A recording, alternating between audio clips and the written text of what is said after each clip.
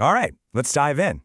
Today we're talking about yoga, but probably not in the way you're used to thinking about it. We're going to go way beyond just a simple workout on a mat and explore what it really means to use yoga for a genuine awakening. You know that feeling, right? You walk out of a yoga class and you're just floating. You're calm, you're centered, you feel amazing. But then what happens? The second you hit traffic or that stressful email pops up on your phone, poof, it's gone.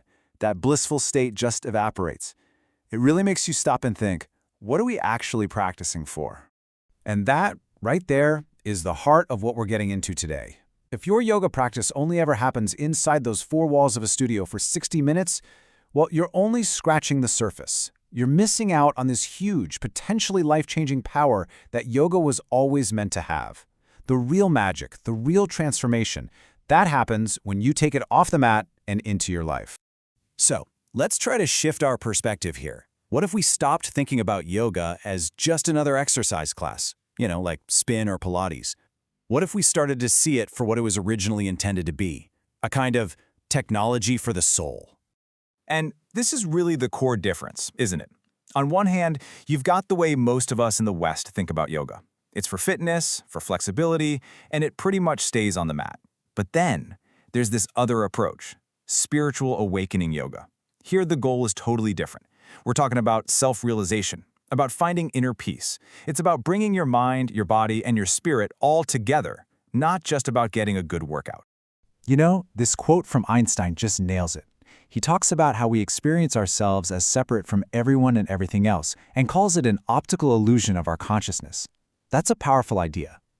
And this deeper yoga practice, it's basically a tool to see through that illusion. The goal isn't a more flexible body, it's a more liberated mind. It's about dissolving that feeling of separation to find a peace that actually lasts. Okay, so that all sounds great, but how do we actually do it, right? Well, the good news is the practice gives us this amazing inner toolkit. Let's break down the 3 core tools you need to get started on this deeper journey. First up, we have mindfulness. And look, this is more than just paying attention. It's about paying attention on purpose, with real intention. It's about feeling every single movement, every breath, and, this is the really important part, observing all those sensations without judging yourself for them. It's basically a radical act of being kind to yourself. Next in our toolkit is breathwork, also known as pranayama. And this is huge.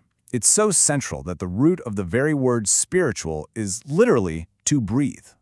How cool is that? So when you practice conscious breath control, you're not just calming your nervous system. You're actually building a bridge from your everyday chattering mind to something bigger, a higher consciousness. And our third tool is meditation. You know how our minds can feel like a browser with way too many tabs open? Just constant noise and chatter? Well, meditation is the practice of gently closing those tabs, one by one. It's this incredibly powerful way to quiet the noise, which in turn cuts down on stress, helps you focus, and lets you tap into a kind of deep self-awareness and clarity you might not even know you had. Okay, so we have our toolkit, mindfulness, breathwork, meditation, but how does this all translate into our actual, messy, day-to-day lives? This is where it gets really exciting. This is the part where we shift from just doing yoga to actually living it. So how do we take all this good stuff off the mat? Well, here are 5 super practical ways you can start right now. First, mindful consumption. Think about what you're feeding your mind. The news, social media, even the people you hang out with. Does it lift you up or drag you down? Then there's the pause practice. This is so simple but so powerful.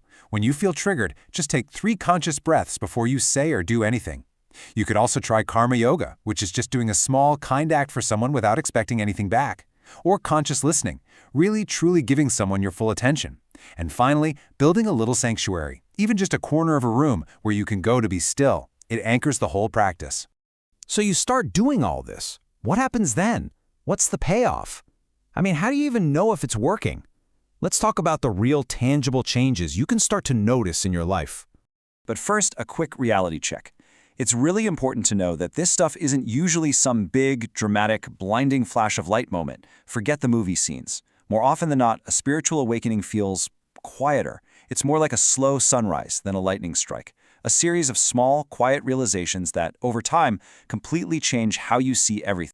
And here's what those quiet realizations can look like. You'll start to notice you're less reactive. That little space between something happening and you freaking out, it gets bigger. You get to choose your response. You'll also start to feel more connected to people, to nature. That whole me versus them mentality just starts to fade away. And your priorities might shift. Suddenly, authentic relationships feel way more important than status or stuff. And finally, you just become more sensitive, more aware of your own energy and the vibes of the people and places around you. And that really brings us to a final, powerful thought that kind of sums this all up. What if this whole journey isn't about striving to become some new, better person? What if it's not about uncovering some big hidden secret? What if the real challenge is just to finally see what's been right here in front of us the whole time? The elusive obvious. Something to think about.